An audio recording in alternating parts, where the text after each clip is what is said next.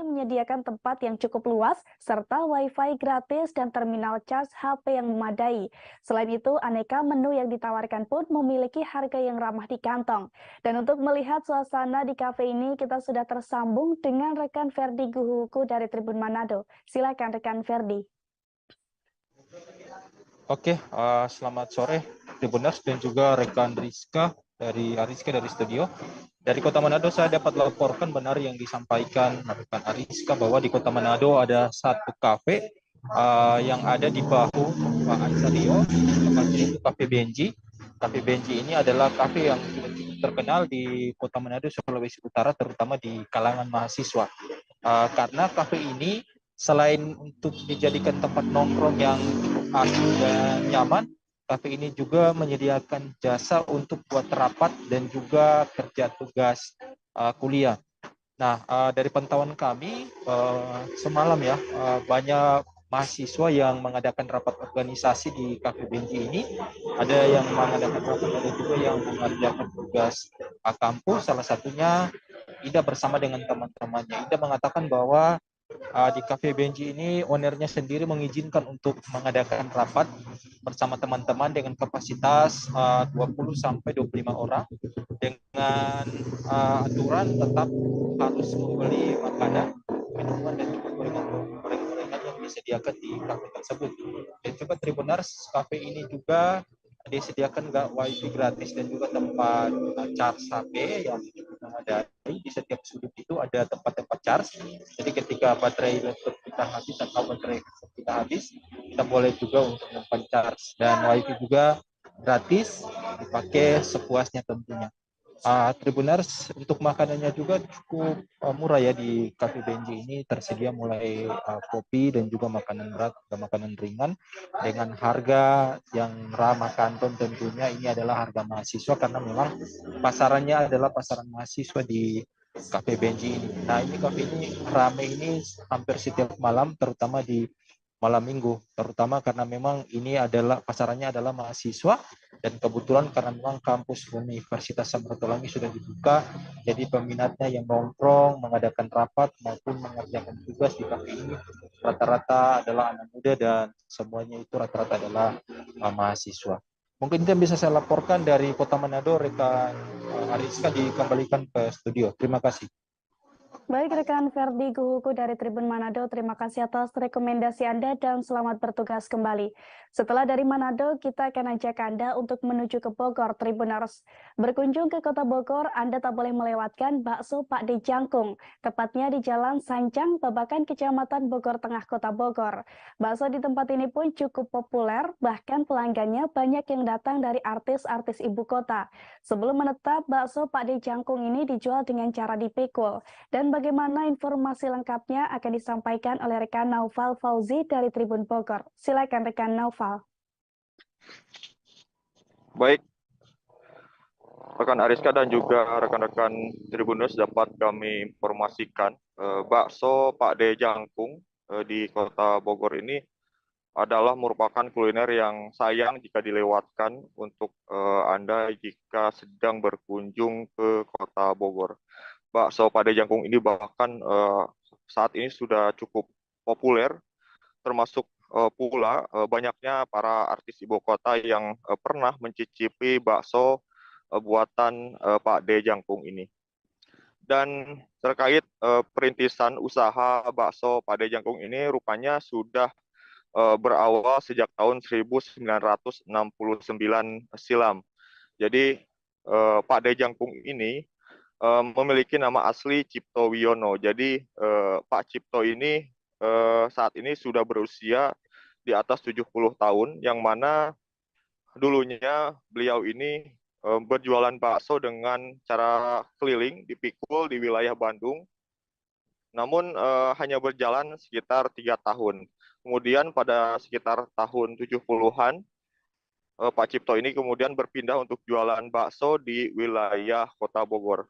Pak Cipto juga sempat menceritakan bahwa saat awal dia berjualan bakso di Kota Bogor ini sempat sulit untuk diminati oleh para warga Kota Bogor karena saat itu para warga Kota Bogor lebih memilih jajanan sotomi ketimbang bakso. Namun akhirnya setelah lambat laun bakso yang dijajakan oleh Pak Cipto atau Pak Dejangkung ini diminati oleh para masyarakat Kota Bogor. Bahkan di saat usahanya masih dipikul secara keliling, saat itu bakso buatan Pak Dejangkung juga menurut Cipto itu sudah cukup dikenal di kalangan mahasiswa IPB, dosen dan juga orang kantoran di wilayah Kota Bogor.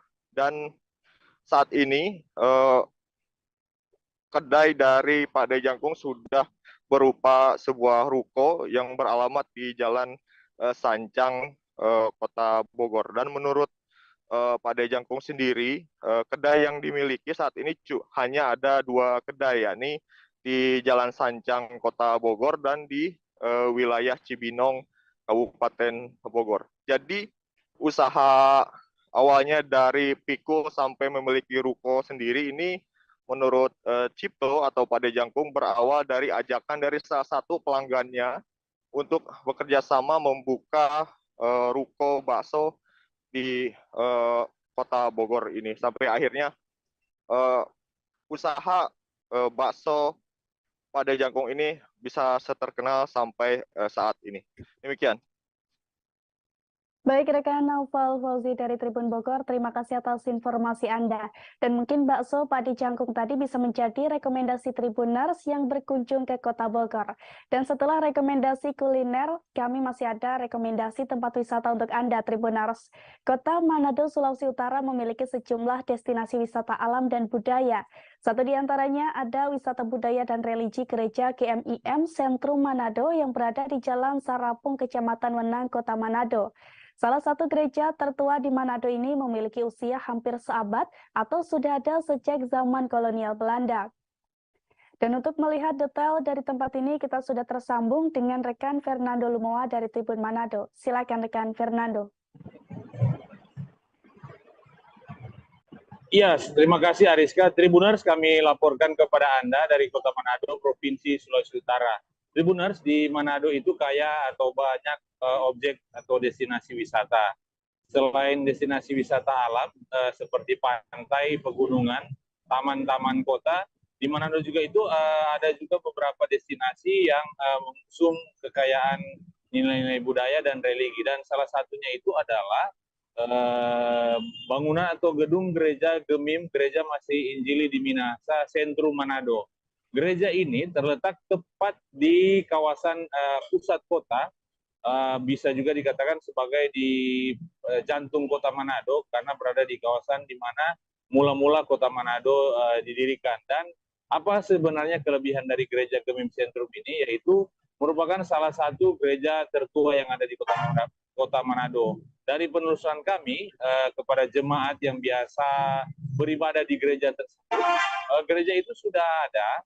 Untuk bangunan gereja sendiri memang usianya belum terlalu tua, sebab di kisaran sekitar 50 tahunan. Akan tetapi untuk jemaat atau persekutuan jemaat yang beribadah di gereja tersebut, itu usianya sudah seabad. Artinya sejak zaman kolonial Belanda gereja itu sudah berdiri. Nah, ini nilai sejarah ini yang mungkin bisa jadi daya tarik tersendiri khususnya bagi mereka yang tertarik dengan wisata sejarah dan religi dan budaya.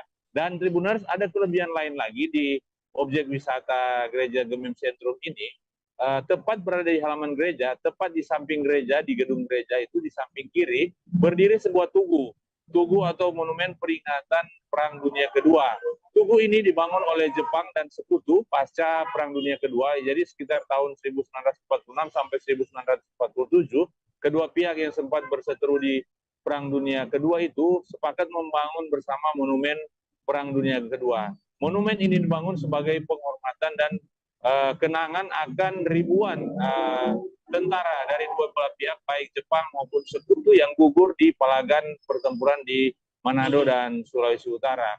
Jadi kita bisa membayangkan di satu lokasi ada dua destinasi wisata, baik wisata budaya dan religi dengan wisata sejarah khususnya Perang Dunia II. Dan Tribuners, kami tambahkan kepada Anda, selama masa sebelum pandemi COVID, ketika turis Cina itu selalu booming, jumlahnya puluhan ribu itu setiap bulan ke Manado, Gemim Centrum ini dan Tugu Monumen Perang Dunia II ini merupakan salah satu destinasi yang favorit.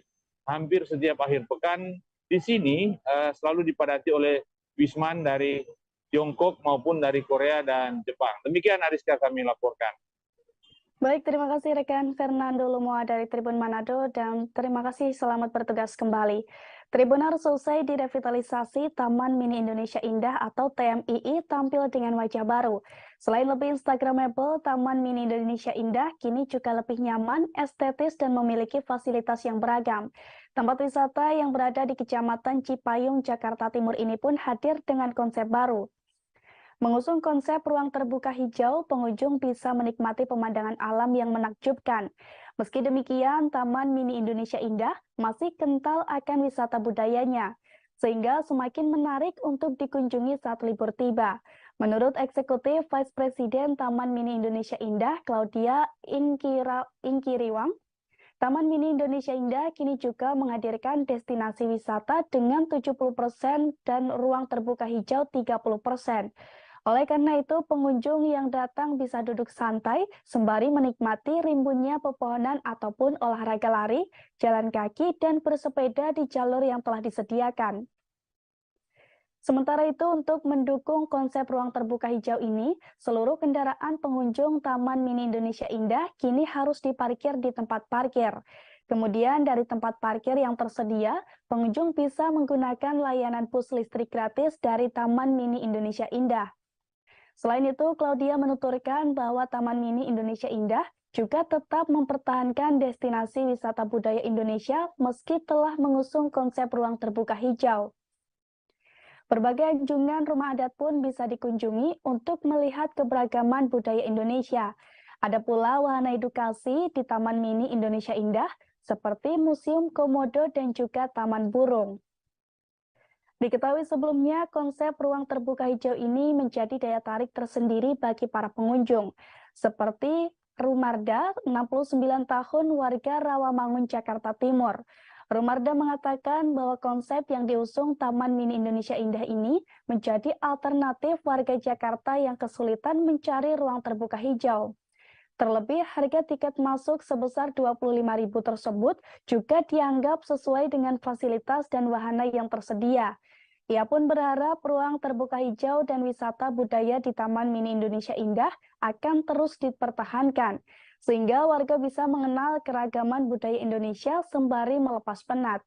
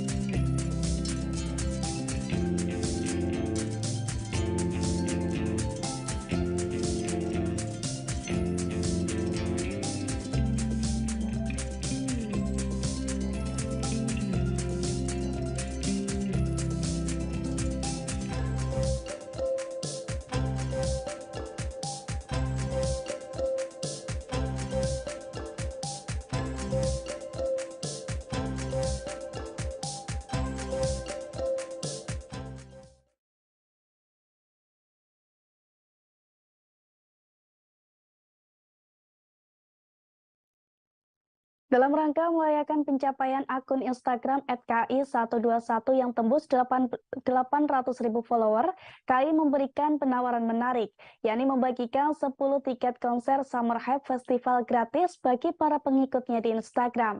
Summer Hype Festival sendiri akan berlangsung pada tanggal 3 Maret 2023 mendatang di Jatim Expo Surabaya, Jawa Timur. Festival musik tersebut dimeriahkan oleh grup musik ternama mancanegara asal Amerika Serikat, yakni Hoobastank. Dimeriahkan pula oleh sejumlah musisi lokal kenamaan, seperti Ungu, Rif, bumerang hingga kotak. Untuk mendapatkan tiket konser gratis dari KAI sendiri, ada beberapa syarat dan ketentuan yang harus Anda penuhi, Tribuners. Pertama, Anda harus like postingan di Instagram @KAI121, lalu Anda bisa ceritakan pengalaman menarik Anda saat terakhir kali naik kereta api di kolom komentar. Jangan lupa pula untuk menyertakan hashtag atau tagar Ayo Naik Kereta dan KAI121. Akun Instagram yang digunakan untuk mendapatkan tiket konser gratis ini wajib akun pribadi dan tidak akun organisasi atau komunitas. Selain itu, peserta wajib memiliki aplikasi KAI Akses yang telah terregistrasi dan akan divalidasi saat pengumuman pemenang. Nantinya KAI akan memiliki 10 orang pemenang dari Instagram, Facebook, dan juga Twitter. Pemenang akan mendapatkan tiket Summer Hype Festival tanggal 3 Maret 2023 di Jatim Expo Surabaya, tidak termasuk akomodasi dari dan menuju lokasi konser. Adapun batas keikutsertaan giveaway ini sampai dengan tanggal 22 Februari 2023. Sementara keputusan penetapan pemenang bersifat mutlak dan tidak bisa diganggu-gugat. Diketahui sebelumnya, penawaran menarik dari KAI ini bukan pertama kalinya diberikan. Seperti saat perayaan Valentine 14 Februari lalu, KAI juga memberikan setangkai bunga, coklat, souvenir maupun merchandise lain kepada pelanggannya. Vice Presiden Public Relation KAI Johnny Martinus mengatakan bahwa perayaan Hari Valentine KAI kemarin didedikasikan untuk seluruh pelanggan kereta api. Selain memberikan souvenir, KAI juga menggelar kegiatan lainnya, seperti menggandeng komunitas pecinta kereta api atau Railfans untuk membagikan setangkai bunga kepada pelanggan. KAI juga mengajak Railfans melakukan sosialisasi anti pelecehan dan kekerasan seksual di atas kereta api dan stasiun. Menurut Johnny Martinus, pemberian bunga mawar kepada pelanggan kereta api memiliki filosofi kasih sayang. Hal ini merupakan upaya KAI membuat pelanggan merasa nyaman sehingga kereta api tetap menjadi moda transportasi pilihan saat bepergian. KAI juga terus berupaya menjaga keamanan dengan melakukan berbagai sosialisasi anti kekerasan dan pelecehan seksual di berbagai wilayah kerjanya.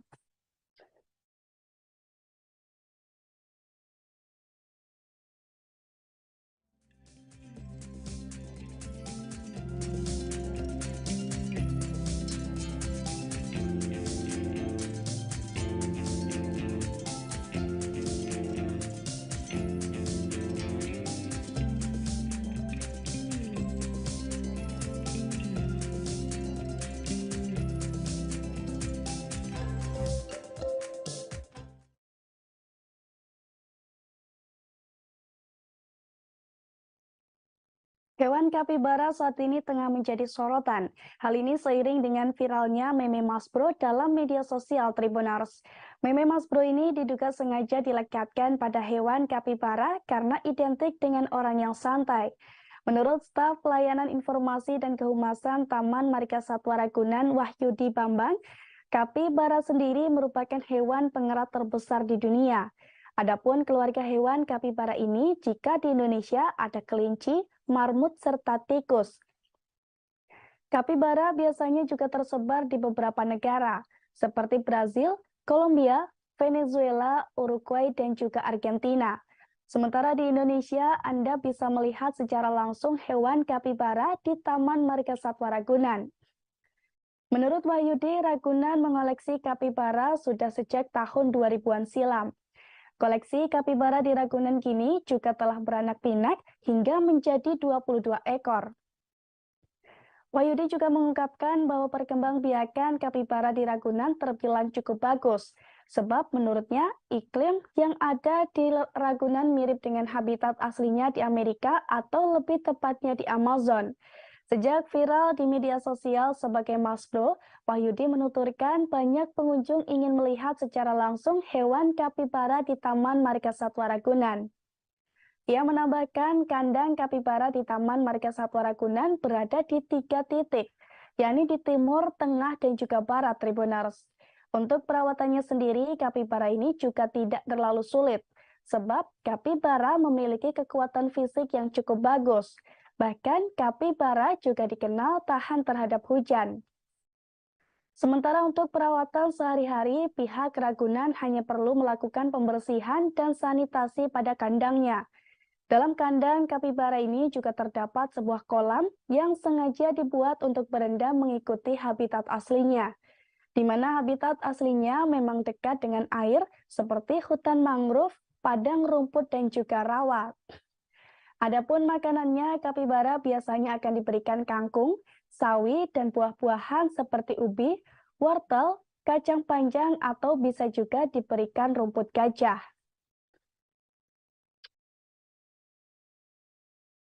Koleksi cukup lama ya, dan sudah beranak pinak, dan untuk saat ini total koleksinya ada 22 ekor kapibara ya, dan secara perkembangbiakannya cukup bagus di Ragunan karena mungkin ada kesamaan iklim dengan habitat aslinya, yaitu dari Amerika, tepatnya di sekitar sungai Amazon. Ini berarti sudah sejak kapan Pak hewan kapibara ini Pak di Ragunan Pak? Sudah cukup lama sih ya, sudah cukup lama ada. Tahun 2000-an sudah ada. Tahun 2000-an ya? Oh, berarti artinya belum baru-baru ini ya Pak? Belum. Oke. Ya Pak, kalau bisa dijelaskan ini hewan kapibara ini asli Indonesia apa dari mana Pak? Bukan, aslinya memang dari Amerika ya, Amerika Selatan, terutama di Amazon ya.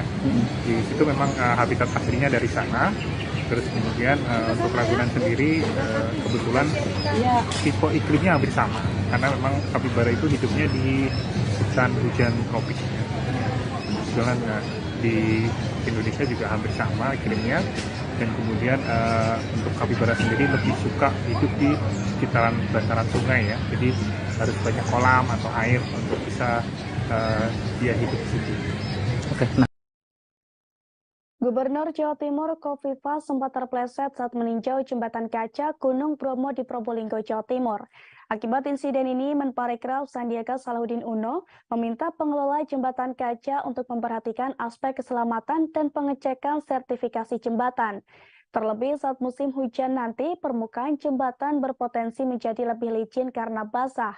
Selain itu, keamanan juga termasuk dalam Standar Nasional Indonesia atau SNI yang ditetapkan oleh Badan Standarisasi Nasional atau BSN. Diberitakan sebelumnya, Gubernur Jawa Timur Khofifah Indar Parawansa terpleset saat mencoba jembatan kaca tersebut bersama rombongannya.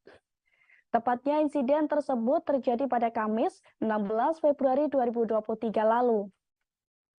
Video yang memperlihatkan Khofifah terpleset pun sempat viral di media sosial. Dalam video berdurasi 32 detik itu terlihat rombongan Khofifah berjalan menuju tengah jembatan.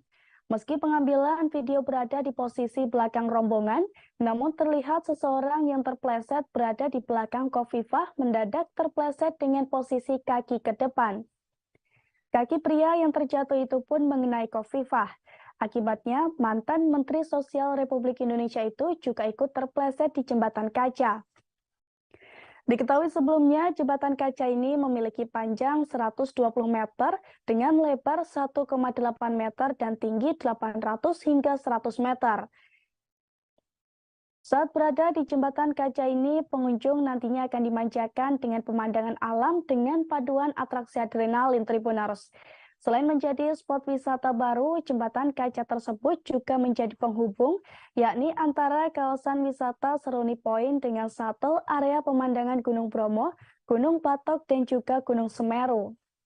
Sebagai jembatan gantung pejalan kaki yang memiliki sistem struktur lantai atau dek jembatan berupa kaca, pengaman yang digunakan ini berlapis dan terdiri dari 2 lembar kaca atau lebih.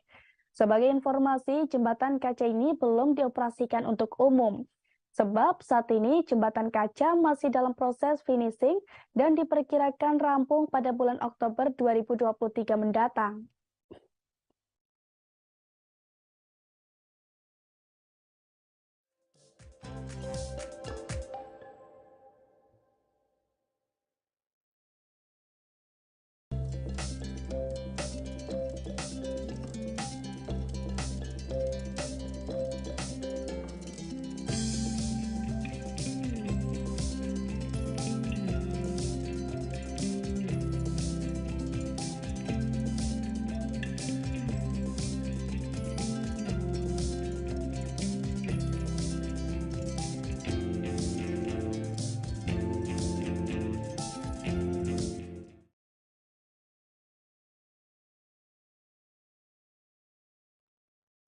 Mencari tempat wisata religi di Sumedang, Anda bisa mengunjungi Masjid Al-Kamil yang didesain langsung oleh Gubernur Jawa Barat Ridwan Kamil. Tepatnya Masjid Al-Kamil ini berlokasi di kawasan objek wisata Panenjoan, Desa Cema, Kecamatan Jati Gede, Kabupaten Sumedang, Jawa Barat. Berdiri di tepian Waduk Jati Gede, Masjid Al-Kamil memiliki bentuk yang tak biasa. Saat dilihat, masjid ini menyerupai teratai putih raksasa yang tengah mekar. Permukaan air waduk Jati Gede seluas 4.980 hektar dan warna-warna hijau daun pepohonan yang rimbun di tepian waduk semakin menegaskan warna putih bangunan megah Masjid Al-Kamil. Masjid Al-Kamil sendiri rupanya belum lama ini dibuka, Tribuners. Tayran beberapa bagian kini juga masih dalam tahap pengerjaan. Meski demikian, keindahan masjid ini tak perlu diragukan lagi. Seperti yang terlihat pada menara masjid yang dinamakan Menara Kujang sepasang, Tribuners. Pemandangan di sana semakin tidak akan didapatkan di tempat lain. Berada pada lokasi yang lebih tinggi dari lokasi masjid, membuat pengunjung lebih mudah menikmati pemandangan sekitar dengan leluasa. Panorama bendungan di sekitar masjid pun begitu terasa saat berada di tempat ini. Kemegahan masjid ini pun bisa Anda nikmati saat berada di Kampung Panenjoan dan Kampung Samiah, di mana kedua kampung tersebut memang masih berada satu kampung dengan lokasi masjid.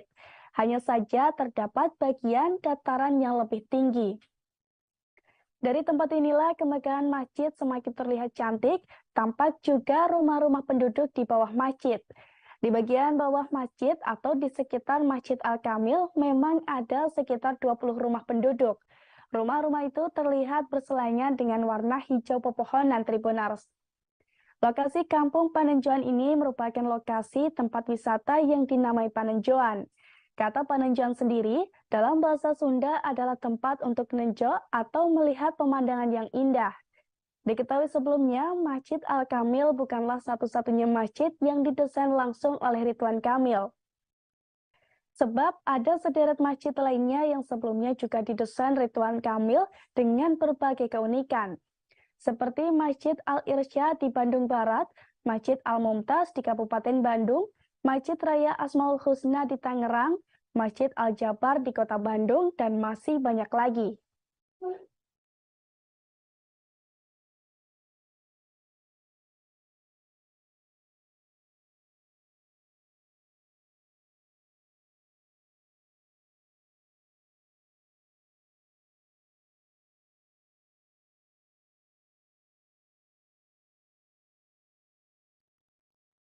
Pelayanan wisata internasional dan ajang balap motor internasional World Superbike atau WSBK di Provinsi Nusa Tenggara Barat akan terus ditingkatkan.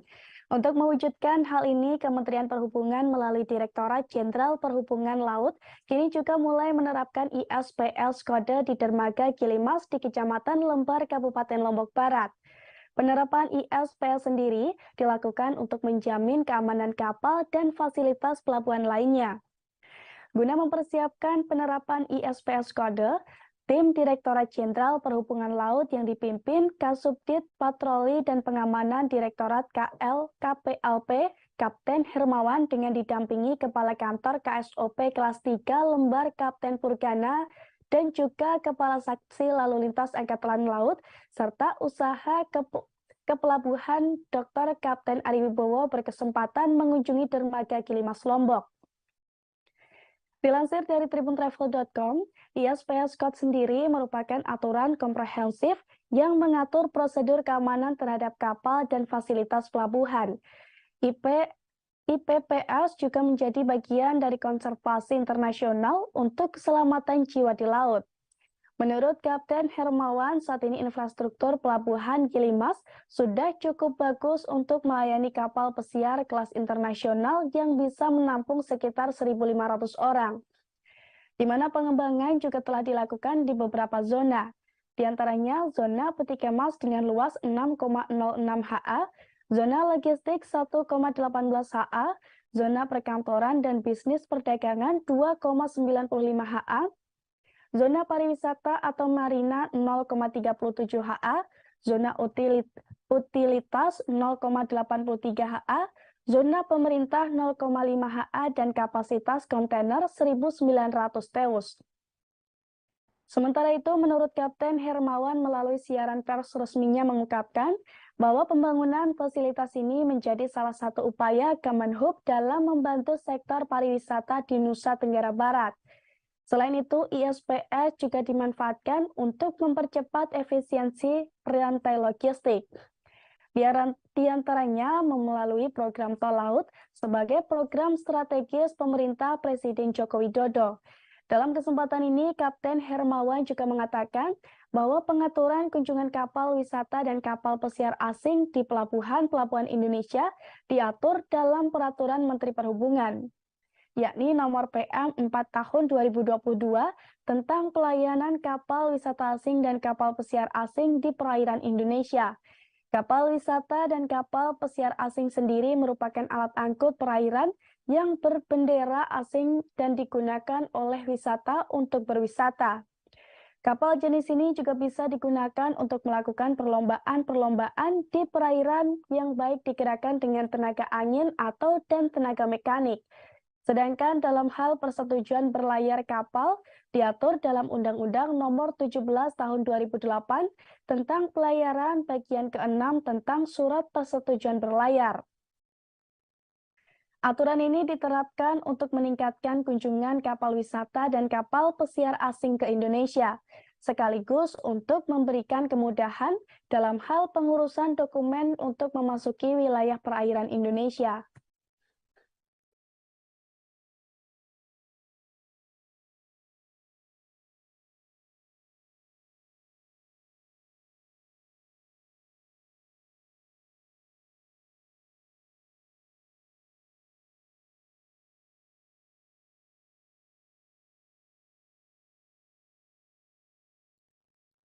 Tribuners Semarang memiliki banyak restoran menarik yang bisa Anda kunjungi saat makan malam.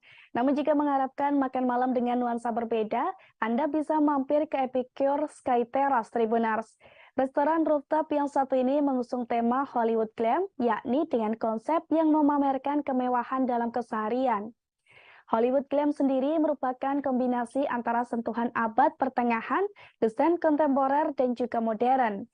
Tak heran jika Epicure Sky Terrace didominasi dengan warna hitam, putih, dan juga hijau. Dibuka sejak Oktober 2020, Epicure Sky Terrace menyuguhkan pemandangan malam kota Semarang dari ketinggian.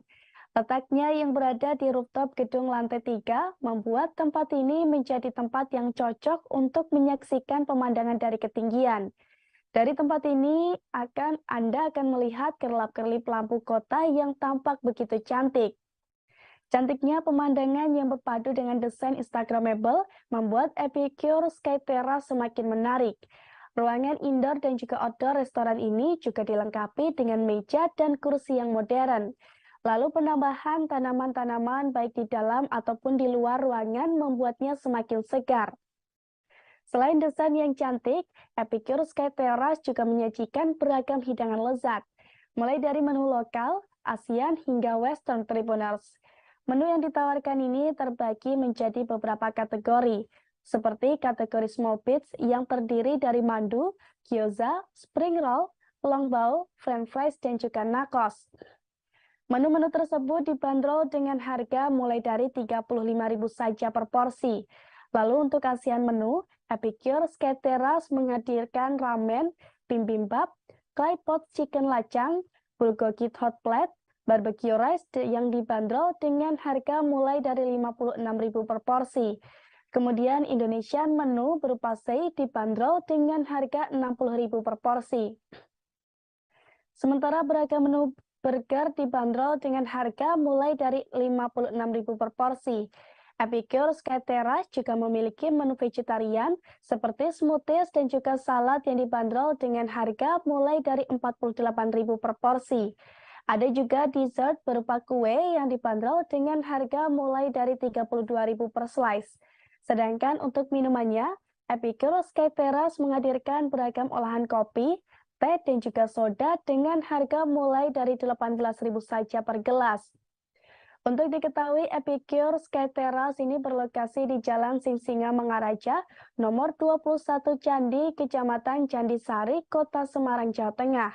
Buka setiap hari mulai pukul 11 hingga 22 waktu Indonesia Barat, kecuali Minggu buka pukul 11.30 hingga 22 waktu Indonesia Barat.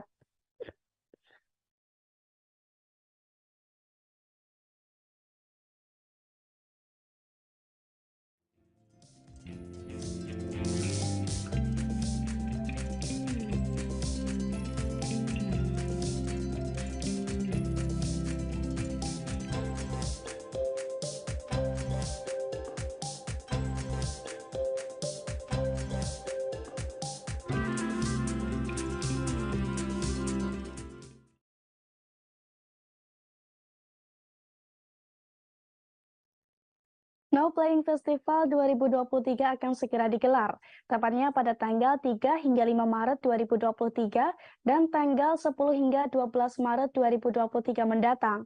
Terkait rencana gelaran ini, pihak penyelenggara juga telah mengumumkan lokasi acaranya. Sebagai festival musik terbesar di Bandung, No Playing Festival 2023 akan digelar di lokasi yang cukup strategis. Sehingga Tribuners yang ingin nonton No Playing Festival 2023 ini akan lebih mudah dan efektif. Kabar gembira terkait lokasi gelaran ini disampaikan langsung melalui akun Instagram @noplayingfest2023. Dalam unggahan tersebut disebutkan bahwa No Playing Festival 2023 akan diadakan di PPI Lapangan Pusenif, tepatnya di Jalan Brigadir Jenderal Katamso, nomor 31 Cihaurgelis, Kecamatan Cibelenyi Kidul, Kota Bandung, Jawa Barat. Diketahui sebelumnya, PPI Lapangan Pusenif sengaja dipilih karena merupakan lokasi pertama dari lahirnya No Playing Festival beberapa waktu lalu. Selain soal lokasi, No Playing Festival 2023 juga akan digelar lebih meriah. Dikatakan demikian karena No Playing Festival 2023 akan diadakan dalam 2 sesi selama 1 minggu. Menariknya, masing-masing sesi nantinya akan diisi rangkaian acara yang akan dilangsungkan selama 3 hari penuh. Tak hanya itu, No Playing Festival 2023 juga semakin seru dengan deretan line-up-nya yang akan diisi oleh sejumlah musisi ternama, mulai dari musisi dari dalam negeri hingga luar negeri. Nama-nama musisi tercatat sudah dirilis terlebih dahulu untuk mengisi daftar line-up No Playing Festival 2023. Mulai dari Oke, Sergi Bornean, Ziva Magnolia, Kahitna, Nadine Amizah, Tiara Andini, dan masih banyak lagi. Jadi bagi Anda yang berada di luar kota dan berminat untuk melihat gelaran ini pun, Anda tak perlu khawatir. Sebab PPI Lapangan Pusenif ini dekat dengan sejumlah hotel yang bisa Anda gunakan untuk menginap. Seperti Hotel Agusta Surapati Bandung yang berjarak sekitar 1,1 km saja.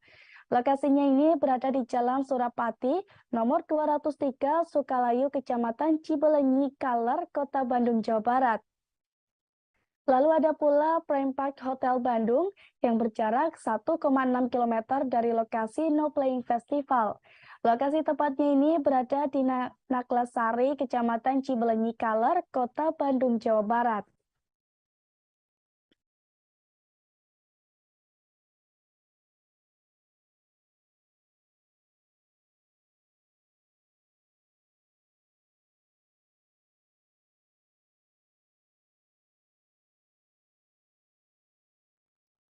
Berhasil menduduki peringkat pertama sebagai makanan penutup goreng terbaik di dunia, eksistensi pisang goreng semakin melejit dalam beberapa waktu belakangan.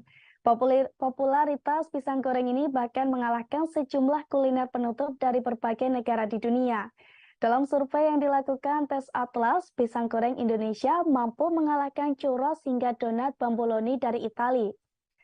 Di Indonesia sendiri, pisang goreng menjadi salah satu kudapan yang banyak diburu Tribuners, termasuk Erina Gudono, menantu dari Presiden Republik Indonesia Joko Widodo.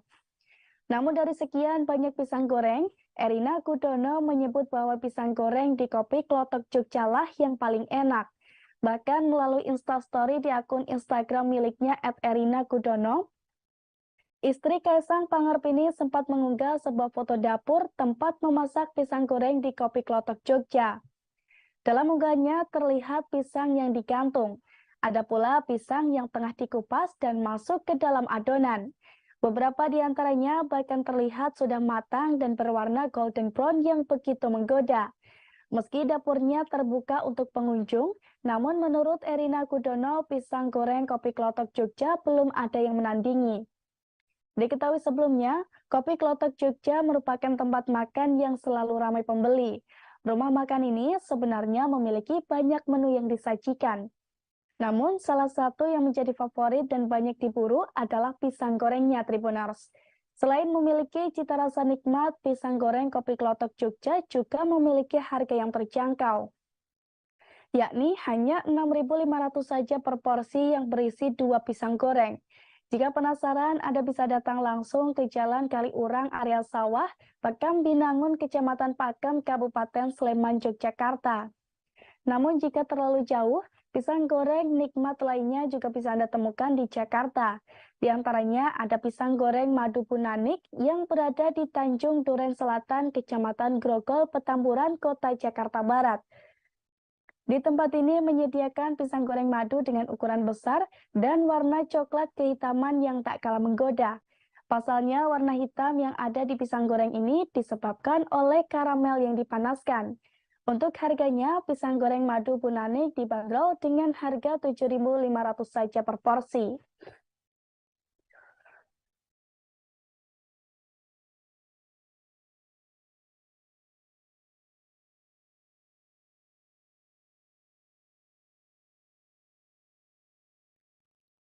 Tribuners, informasi tersebut sekaligus mengakhiri perjumpaan kita pada live update travel kali ini. Dan jangan lupa nantikan informasi lainnya hanya di kanal YouTube Tribunnews. Saya Ariska Khairina, beserta segenap kru yang bertugas pamit. Terima kasih dan sampai jumpa.